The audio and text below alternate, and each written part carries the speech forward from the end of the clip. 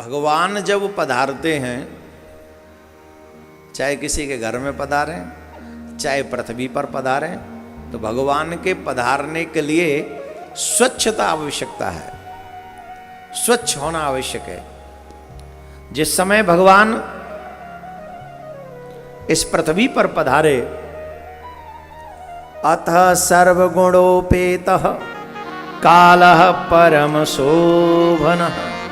सुखदेव जी कहते हैं, परीक्षित अब सब समस्त शुभ गुणों से युक्त बहुत सुहावना समय आया।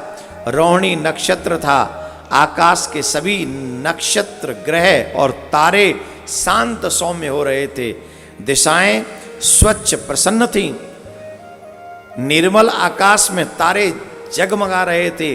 पृथ्वी के बड़े बड़े नगर, छोटे छोटे गांव और अहीरों की बस्तियां और हीरे आज से खाने सुसज्जित हो रही थी।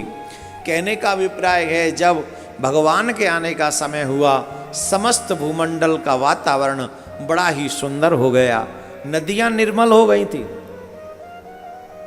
पृथ्वी पर हरियाली छा गई थी, बड़ी प्रसन्नता छा गई थी सबके मन में। देखो, जैसे अंतःकरण शुद्ध होने पर उसमें भगवान का आविर्भाव होता है, जैसे हमारा हृदय शुद्ध हो जाता है तो उसमें भगवान आकर विराजमान हो जाते हैं। उस ठीक वैसे ही श्री कृष्ण अवतार के अवसर पर भी ठीक उसी प्रकार समस्त सृष्टि का शुद्धिकरण किया गया।